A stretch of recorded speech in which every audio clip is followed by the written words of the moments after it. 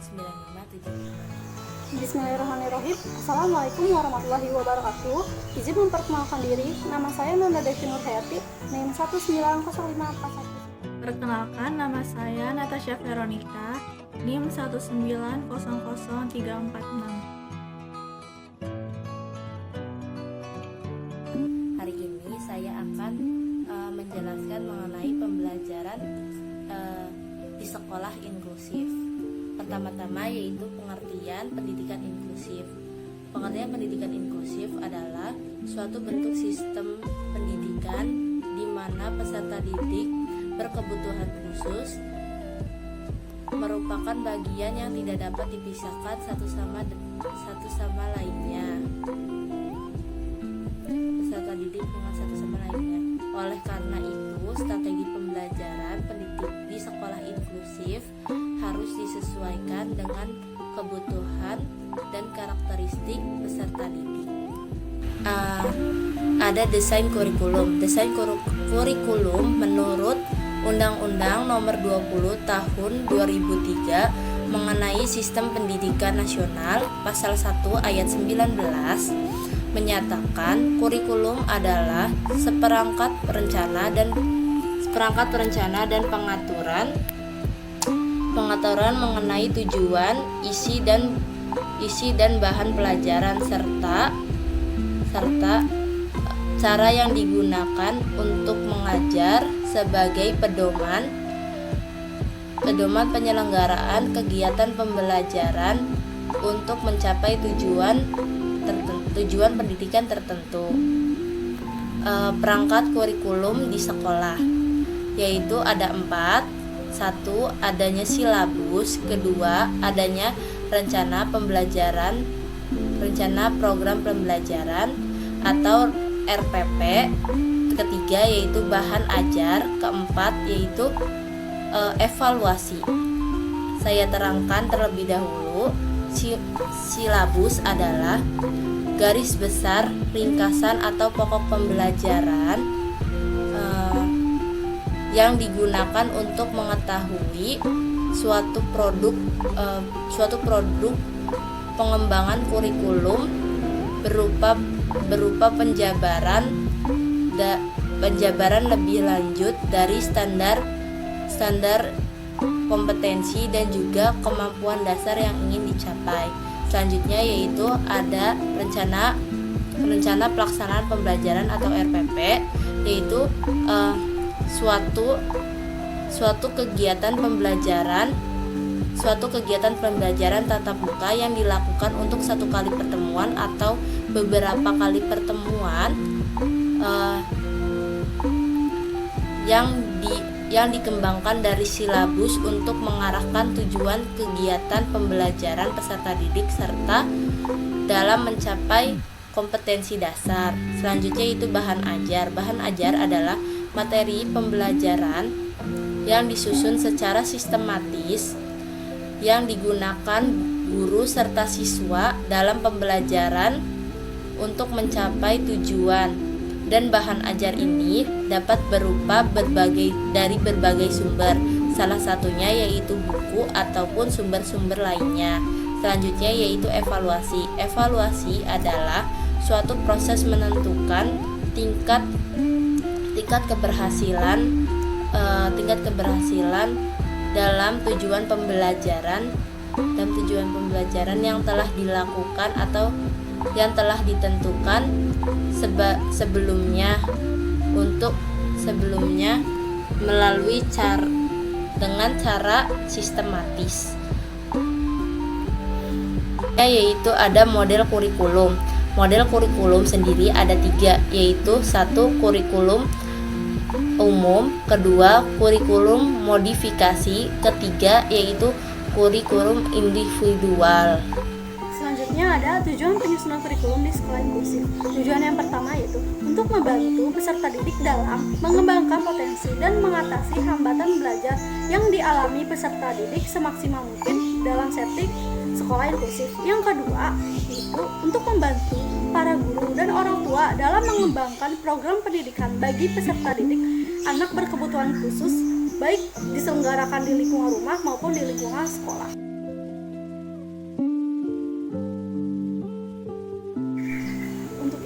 ada hal-hal yang perlu diperhatikan dalam merancang kegiatan pembelajaran pada sekolah penyelenggara pendidikan inklusif. Antara lain, yang pertama itu menyusun rencana pembelajaran atau menyusun RPP. Yang kedua itu melaksanakan kegiatan pembelajaran, dan yang terakhir itu ada melaksanakan evaluasi. Yang pertama itu ada menyusun rencana pembelajaran atau menyusun RPP. Menyusun rencana pembelajaran atau RPP meliputi A. Menetapkan tujuan apa yang ingin dicapai. Yang B. Merencanakan pengelolaan kelas, termasuk mengatur lingkungan fisik dan sosial. Yang C itu menetapkan dan pengorganisasian bahan atau materi tentang topik apa yang ingin diajarkan kepada peserta didik. Yang D. Merencanakan strategi pendekatan kegiatan pembelajaran tentang bagaimana sih bentuk kegiatannya, apakah peserta didik mendapat kesempatan untuk berperan aktif dalam pembelajaran tersebut.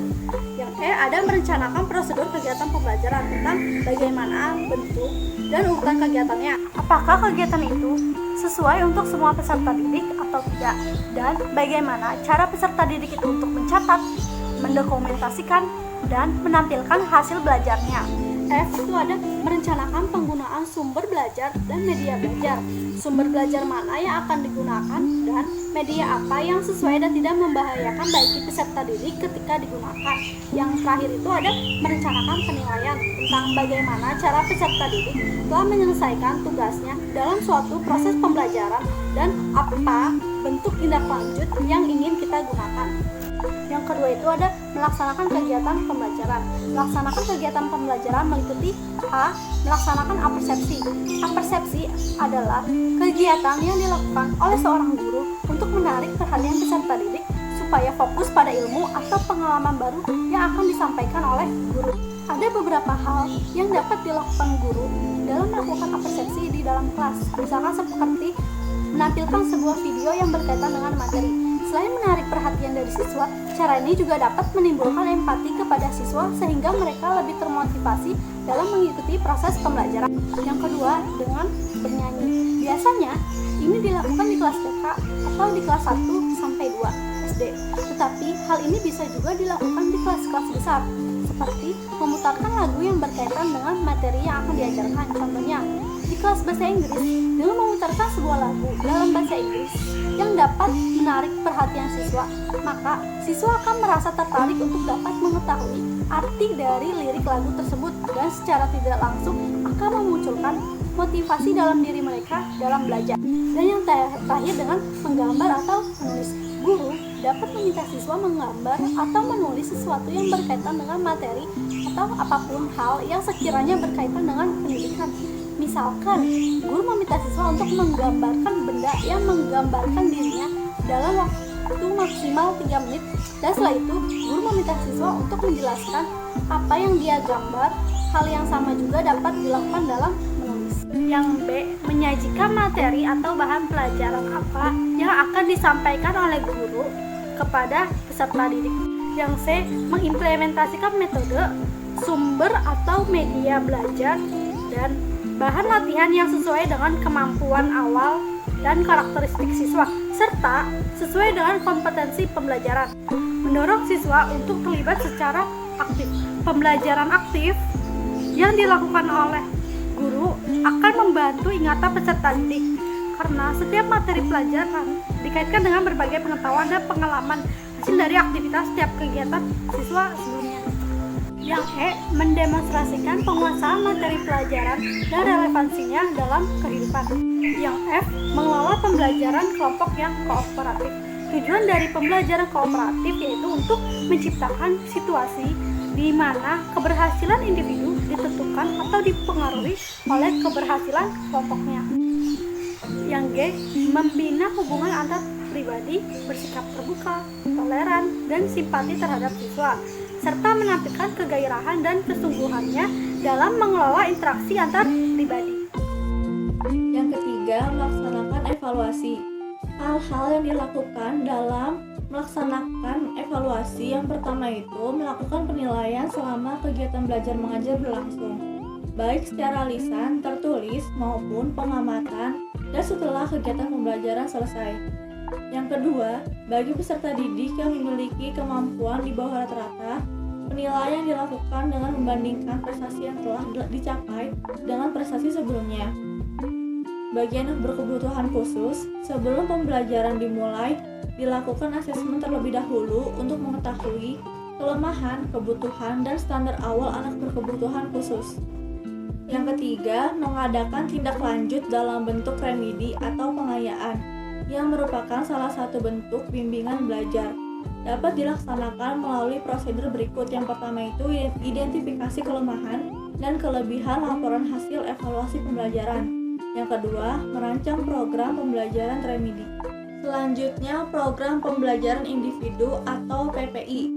PPI pada dasarnya merupakan dokumen tertulis yang dikembangkan dalam suatu rencana pembelajaran bagi anak berkebutuhan khusus. PPI yang menyesuaikan kondisi dan situasi anak, bukan anak yang menyesuaikan PPI.